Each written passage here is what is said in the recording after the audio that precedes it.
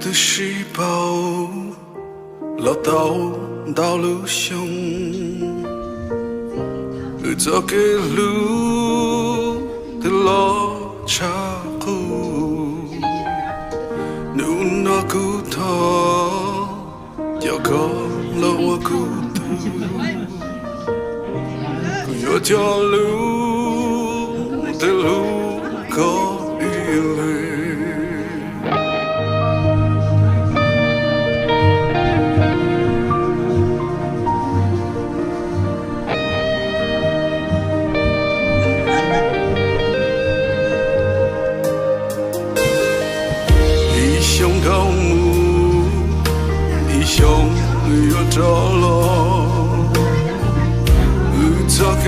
This lady is the most excited.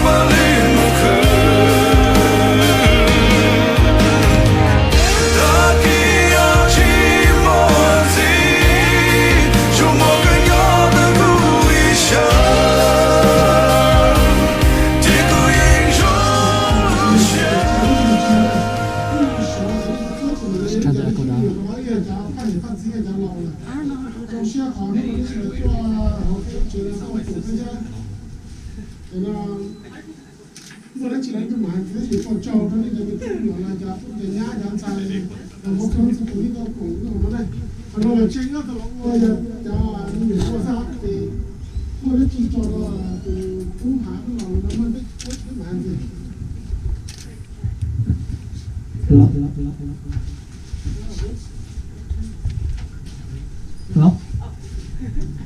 All right. Oh, you fixed it. I think your voice fixed it. So chỉ mới chỉ hành đó đấy, cũng chỉ để tạo là vậy. Ở trong đây sẽ là cái lý hà cái mình nhiều giáo sư to nên để là thứ to cái cho tự lúc trong là cái mà đi quay call celebration thế nói. Hôm đó bây giờ mình nhiều là gì bây chỉ mới chỉ tao bây giờ ba tao ở bên nhiều khoของmình chỉ xí.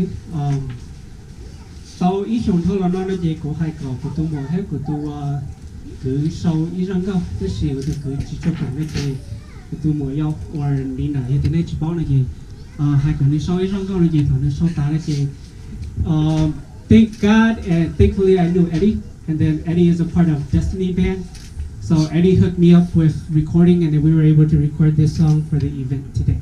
So we're going to quickly listen to this and then we'll move on with it.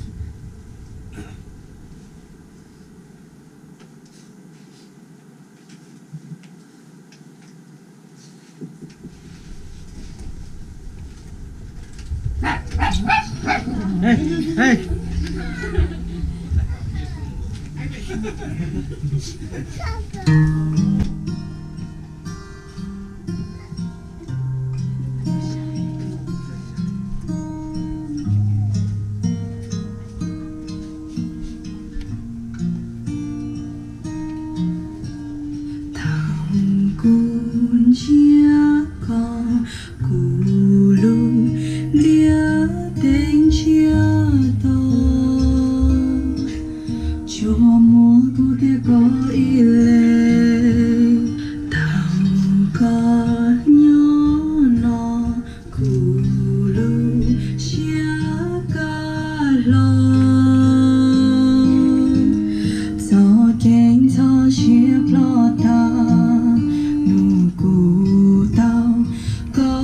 cô tu cô in bao nung đời để có yo tu cô yo lu mu ta ít gì ta lu nên chỉ mua lư tu đau sông là tia có gió cha tu cô có chi lo lần đau có chính đó tu lu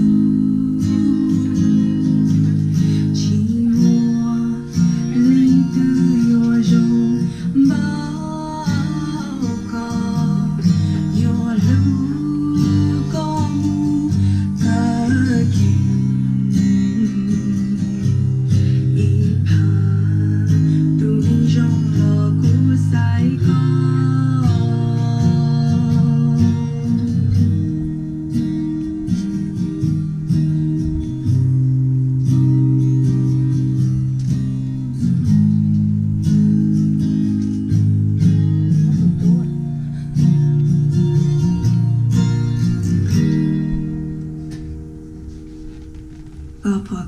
có bỏ cả ô cu tu có bỏ cả cu lu có mu ta y chi yo tu cho có lu do tu tham la thiệp hoa có đau sông lần tia có gió cha tu cu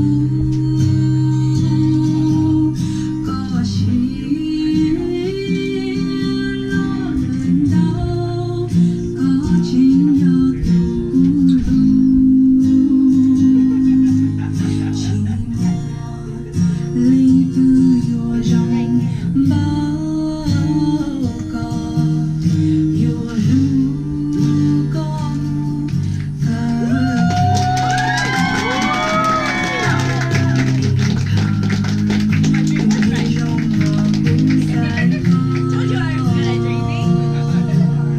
đau sông là tia có gió cha cô mà hứa đi tìm Not for your parents. Yes, for us.